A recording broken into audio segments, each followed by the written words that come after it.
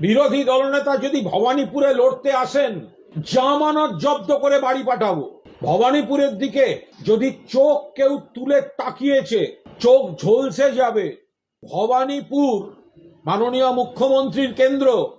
ভবানীপুরের চোখ ধাঁধানো আলো সহ্য হবে না বিরোধী দলনেতা। ভবানীপুরের দিকে তাকালে চোখ ঝলসে যাবে। সরকারি জালি সব জায়গায় 2 নম্বরই। কোনো একটা সরকারি কেনাকাটা যা হচ্ছে কোথাও ফেয়ার কিছু নাই। ধরা পড়ে গেলে বা আপনারা তথ্য নিয়ে এলে তখন হই হয়। মমতা ব্যানার্জি কি করেন, কিছু লোককে সামনে পান, তাদেরকে সাসপেন্ড করে দেন, টার্মিনেট করে দেন, দিয়ে জিনিসটাকে চাপা দিয়ে দেন। সমস্যার সমাধান হয় না, কারণ এটা করতে গেলে পার্টির লোকেরা ফেসে যাবে, পার্টি উঠে যাবে, সরকার পড়ে যাবে। কিন্তু এর সমাধান কোনোদিন মমতা ব্যানার্জি করবেন না। এই সরকার যতদিন আছে দুর্নীতি বাড়বে, তার সমাধান হবে না।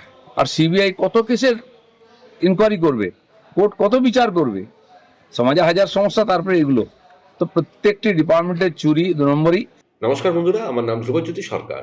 বিরোধী দলনেতা যদি ভবানীপুরে লড়তে আসেন, জামানত জব্দ করে বাড়ি পাঠাবো।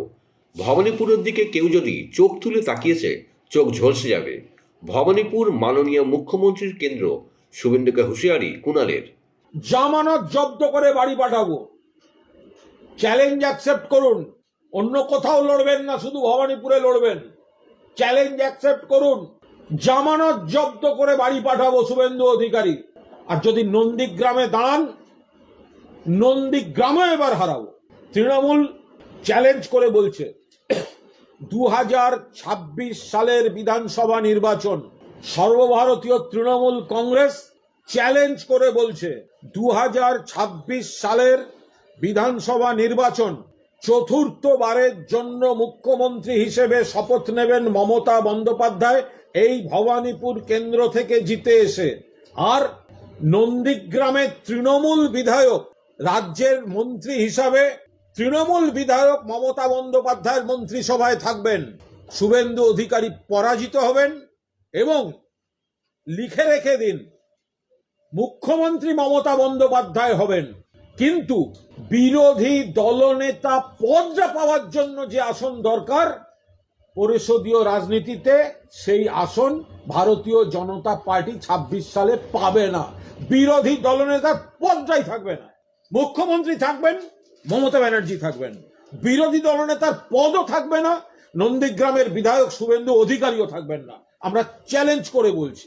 আর যদি আপনার কাছে এই জঙ্গি নিয়ে সেদিন কাল যেটা দায়িত্ব জ্ঞানহীনের মতো যে মন্তব্য করেছেন, মিথ্যাচার, দায়িত্ব জ্ঞানহীন মন্তব্য, কুৎসা, একজন জননেত্রীকে এইভাবে অপমান করার চেষ্টা, বাংলার মানুষের জবাব দেবেন। মমতা বন্দ্যোপাধ্যায় কি দেননি শুভেন্দু অধিকারীকে? মমতা বন্দ্যোপাধ্যায় কি দেননি এই আজকের বিরোধী দলনেতাকে, যিনি তৃণমূল থেকে বিজেপিতে গেছেন? বিভিন্ন স্তরের জনপ্রতিনিধি, কাউন্সিলর, এমএলএ, মন্ত্রী, সাংসদ, দলের ক্ষমতা, দলের পদ, দলের দায়িত্ব, বিভিন্ন সাংগঠনিক পদ, প্রশাসনিক পদ, তার চোখ দিয়ে দেখেছেন একাধিক জেলাকে। তারপরেও নিজের স্বার্থে দলবদল করেছেন। আর আজকে সেই ভদ্রমহিলাকে জঙ্গি কানেকশন বলতে বিবেকে লাগছে না বিরোধী দলনেতা।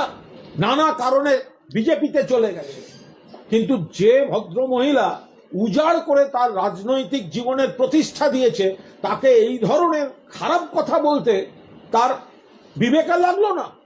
বন্ধুরা, ভিডিওটি ভালো লাগলে দয়া করে লাইক শেয়ার করে দেবেন, আমাদের পেজটা ফলো করে নেবেন, আর আপনার মতামত কমেন্ট করে অবশ্যই জানান। ধন্যবাদ।